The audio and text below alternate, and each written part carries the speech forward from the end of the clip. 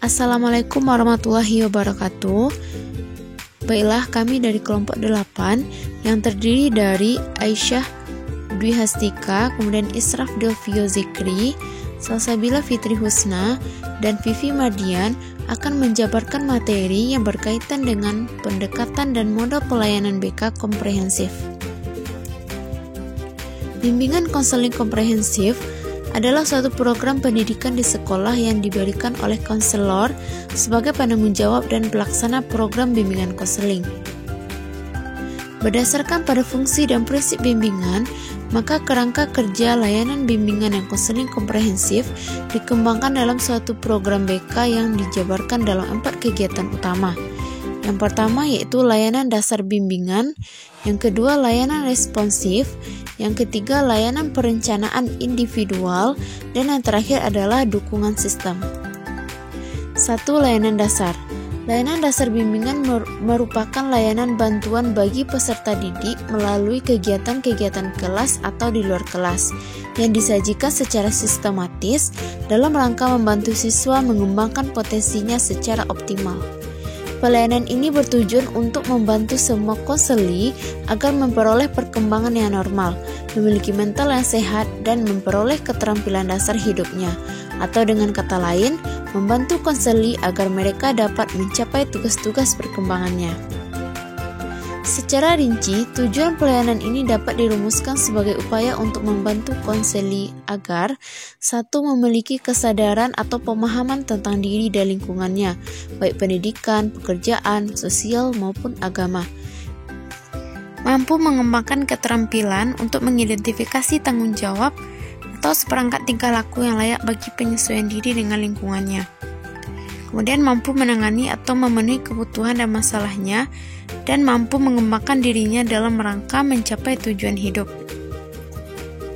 Yang kedua adalah layanan peminatan dan perencanaan karir. Tujuan sistem perencanaan karir adalah membimbing siswa untuk merencanakan, memonitor, dan mengelola rencana pendidikan, karir, dan pengembangan sosial pribadi oleh dirinya sendiri. Layanan perencanaan individual dan peminatan ini dapat diberikan melalui konseling individual, kelompok kecil, bimbingan kelas, manajemen kasus, maupun kolaborasi dengan orang tua atau murid atau wali murid. Kemudian yang ketiga adalah layanan responsif. Layanan responsif adalah layanan bimbingan yang bertujuan membantu memenuhi kebutuhan yang dirasakan sangat penting oleh siswa pada saat ini, dan layanan ini diberikan kepada peserta didik dengan segera. Kemudian, tujuan dari layanan responsif ini adalah membantu konseli agar dapat memenuhi kebutuhan dan memecahkan masalah yang dialaminya, atau membantu konseli yang mengalami hambatan, kegagalan dalam mencapai tugas-tugas perkembangannya. Indikator dari kegagalan itu berupa ketidakmampuan untuk menyesuaikan diri atas perilaku bermasalah. Selanjutnya, isi layanan responsif. Yang pertama bidang belajar, yang kedua bidang sosial, yang ketiga bidang pribadi, yang keempat bidang tata tertib di sekolah, dan yang kelima adalah bidang narkotika dan perjudian. Kemudian fokus pengembangan layanan responsif. Masalah dan kebutuhan konseli berkaitan dengan keinginan untuk memahami sesuatu hal karena dipandang penting bagi perkembangan dirinya secara positif. Kebutuhan ini seperti kebutuhan untuk memperoleh informasi antara lain tentang pemilihan karir dan program studi, sumber-sumber belajar, bahan obat terlarang, minuman keras, narkotika, dan pergaulan bebas. Masalah atau gejala perilaku yang mungkin dialami konseli. Yang pertama yaitu merasa cemas tentang masa depan, yang kedua merasa rendah diri, yang ketiga adalah berperilaku impulsif atau kekanak-kanakan, yang keempat adalah membolos dari sekolah, yang kelima yaitu malas belajar, yang keenam kurang memiliki kebiasaan belajar yang positif. Untuk memahami kebutuhan dan masalah konseli dapat ditempuh dengan cara asesmen dan analisis perkembangan konseli dengan menggunakan berbagai teknik, misalnya inventori tugas-tugas perkembangan, kemudian angket konseli, wawancara, dan observasi. Kemudian aspek-aspek layanan responsif yang terdiri dari bidang pribadi, bidang sosial, bidang belajar, dan bidang karir. Untuk strategi pelayanan terdiri dari 9. Yang pertama yaitu konseling individual dan kelompok. Kemudian rujukan atau alih tangan dan kolaborasi dengan guru atau wali kelas. Yang keempat itu kolaborasi dengan orang tua, kolaborasi dengan pihak-pihak terkait, konsultasi, bimbingan teman sebaya, konferensi kasus, dan kunjungan rumah. Kemudian pelaksanaan layanan responsif di sekolah adalah segenap unsur yang terkait dalam organisasi pelayanan bimbingan dan konseling di sekolah dengan koordinator dan guru pembimbing atau konselor sebagai pelaksanaan utamanya. Uraian tugas masing-masing per individu yaitu kepala sekolah sebagai penanggung jawab kegiatan pendidikan, kemudian wakil kepala sekolah bertugas sebagai koordinator bimbingan dan konseling, tugas guru pembimbingan dalam pelayanan bimbingan dan konseling, kemudian peran guru bimbingan dan konseling dalam melaksanakan layanan responsif. Kemudian layanan perencanaan individual. Layanan perencanaan individual adalah layanan bimbingan yang bertujuan membantu individu membuat dan mengimplementasikan rencana-rencana pendidikan, karir, dan sosial pribadinya.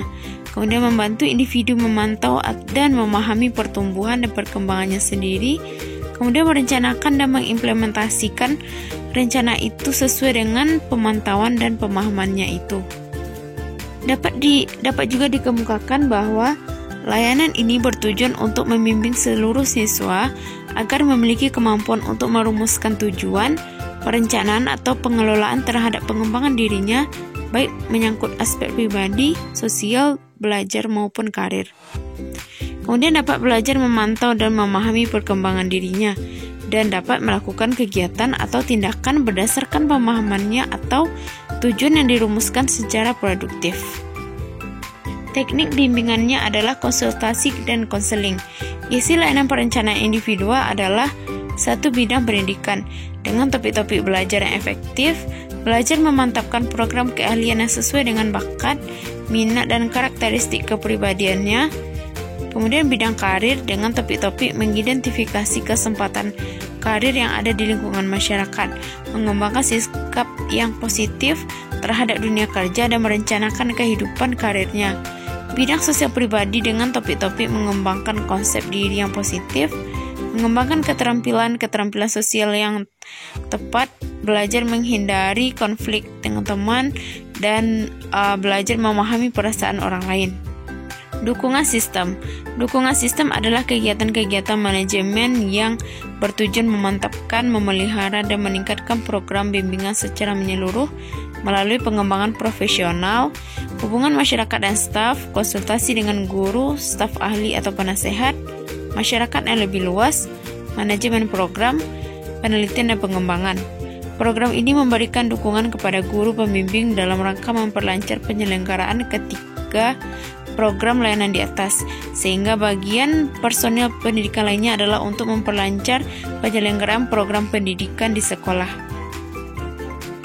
Dukungan sistem ini meliputi dua aspek, yaitu pemberian layanan menyangkut kegiatan guru pembimbing yang meliputi konsultasi dengan guru-guru, menyelenggarakan program kerjasama dengan orang tua atau masyarakat, berpartisipasi dalam merencanakan kegiatan-kegiatan sekolah, kerjasama dengan personel sekolah lainnya dalam rangka menciptakan lingkungan sekolah yang kondusif bagi perkembangan siswa, melakukan penelitian tentang masalah-masalah yang berkaitan dengan bimbingan dan konseling. Kemudian kegiatan manajemen. Kegiatan manajemen ini merupakan berbagai upaya untuk memantapkan, memelihara, dan meningkatkan mutu program bimbingan dan konseling melalui kegiatan-kegiatan pengembangan program, pengembangan staf, pemanfaatan sumber daya, dan pengembangan penataan. Sekian yang dapat kami sampaikan. Assalamualaikum warahmatullahi wabarakatuh.